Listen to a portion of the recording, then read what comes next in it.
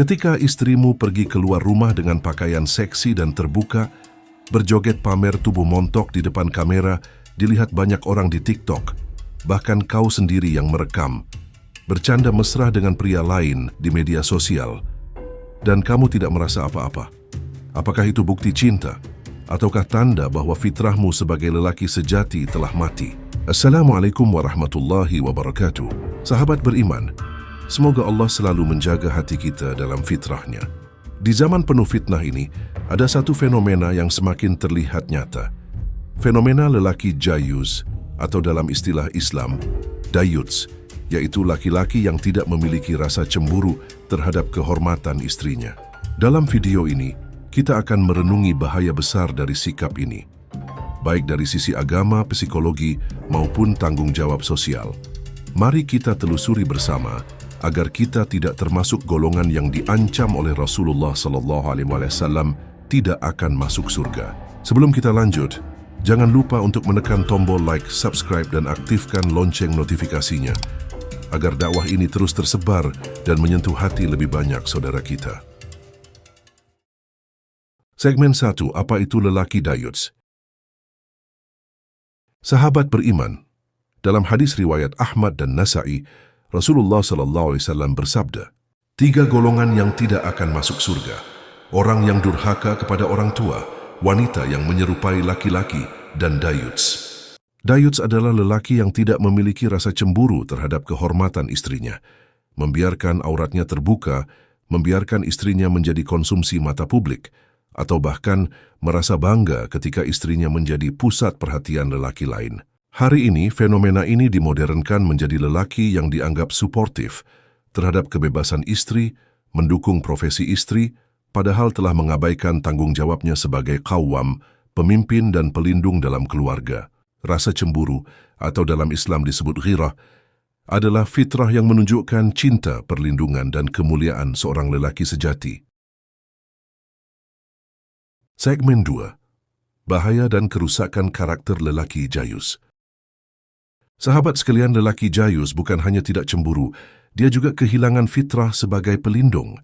Ini bukan hanya soal moral, tapi juga soal kejiwaan dan psikologi. Dalam jurnal psikologi modern, ditemukan bahwa lelaki yang tidak cemburu terhadap pasangan cenderung mengalami gangguan psikologis seperti hyposexuality, emotional detachment, atau gangguan hormonal, seperti rendahnya testosteron. Mereka menjadi lemah secara psikis dan kehilangan kejelasan peran gendernya. Tidak hanya itu, seorang ayah yang permisif juga berkontribusi besar pada kerusakan moral anak-anaknya. Anak tumbuh tanpa batasan, tanpa kehormatan terhadap aurat dan adab. Istri pun lama-lama merasa tak dihargai, karena sejatinya wanita butuh dilindungi, bukan dibiarkan liar. Segmen 3. Ancaman Islam terhadap lelaki jayus. Sahabat, perhatikanlah sabda Rasulullah SAW. Allah haramkan surga atas dayuts. Hadits riwayat Ahmad. Barang siapa tidak memiliki ghirah, maka ia adalah setan.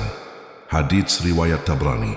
Ini bukan sekadar ancaman, ini adalah peringatan bahwa lelaki yang membiarkan istrinya dalam kemaksiatan, ia sendiri ikut berdosa.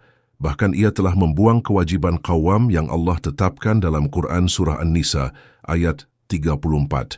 Lelaki jayus telah merusak rumah tangga, membuka pintu zina, dan menghancurkan tatanan sosial yang seharusnya dijaga oleh pemimpin rumah tangga, yaitu dirinya sendiri.